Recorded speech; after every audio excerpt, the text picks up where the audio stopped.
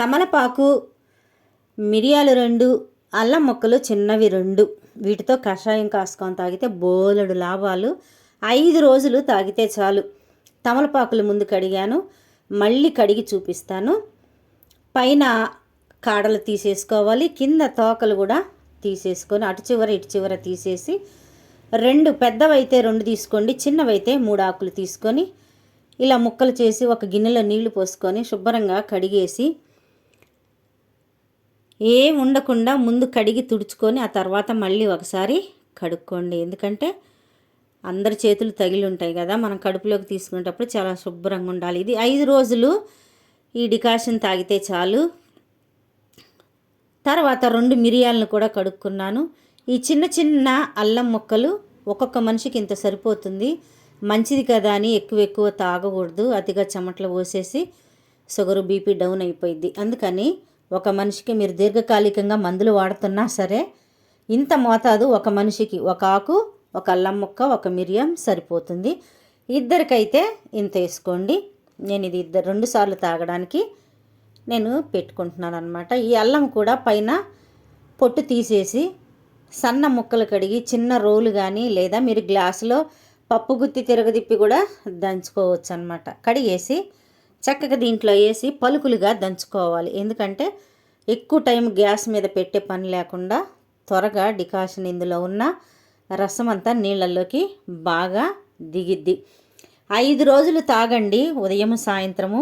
జలుబు, దగ్గు, గ్యాసు, ఉబ్బరము, గొంతు నొప్పి, రక్త పరీక్ష చేస్తే రక్త పరీక్షల్లో ఏమీ ఉండదు, నెగిటివ్ వస్తుంది. కానీ జ్వరం వస్తుంటుంది, నొప్పులు వస్తూ ఉంటాయి, ఒళ్ళంతా బద్ధకంగా అలా అనిపించిద్ది కదా. అలాంటప్పుడు ఇలా చేసుకొని తాగి చూడండి, మీకు తీసేసినట్టు పోయిద్ది. అంతేకాదు మోకాళ్ళ నొప్పులు కూడా తగ్గుతాయి. ఈ తాగడం ద్వారా స్టవ్ వెలిగించేసి ఒక గిన్నె పెట్టుకొని నీళ్లు 2 సార్లకు సరిపడా నీళ్లు పోసుకుంటున్నాను నేను. నీళ్లు బాగా మరుగుతూ ఉండగా ఇది వేయాలి. వేసి చిన్న మంట మీద మాత్రమే కాగబెట్టాలి. పెద్ద మంట అసలు పెట్టకూడదు, చిన్న మంట పెట్టుకోండి సరిపోతుంది. ఇది బాగా ఒక 5 నిమిషాలు మరగనివ్వాలి. కొంచెం కలుపుకుంటూ మరగనిచ్చారంటే దానికి చుట్టువైపులా అంటుకున్నా కూడా అది కూడా లోపలికి వెళ్ళిపోయి వాటిలో ఉన్న రసం అంతా దిగుతుంది. ఇంకా మీకు ఇష్టం ఉంటే పచ్చిది కూడా ఇలానే డైరెక్ట్గా నమిలి తిని నీళ్లు తాగొచ్చు. కాకపోతే కొంతమంది నాలుక మంటగా ఉంది తినలేకపోతున్నాం అంటారు కదా, అలాంటి వాళ్ళు ఇలా కాసుకొని నిమ్మరసం పిండుకొని తాగొచ్చు, తేనె పిండుకొని తాగొచ్చు. గోరెచ్చగా అయిన తర్వాత మాత్రమే, వేడి మీద తేనె వేయకూడదంట. తర్వాత నిమ్మరసం కూడా మంచి వేడి ఎక్కువ ఉన్నప్పుడు అసలు వేయకూడదు, కొంచెం గోరెచ్చగా అయిన తర్వాత అలా కలుపుకొని కూడా తాగొచ్చు. నేనైతే ఈ 3తోటే, మీరు దీర్ఘకాలికంగా మందులు వాడుతున్నా సరే ఇది టీకి బదులు తీసుకోండి, చాలా బాగా మీకు సపోర్ట్ చేస్తాయి. మందులకి కూడా త్వరగా కోలుకుంటారు.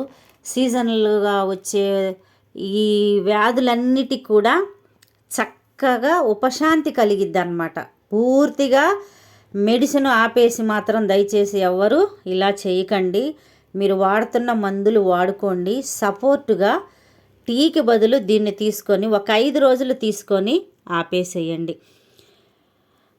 దీని ద్వారా మనకు ఉపయోగం ఏంటి అంటే చెమట ద్వారా,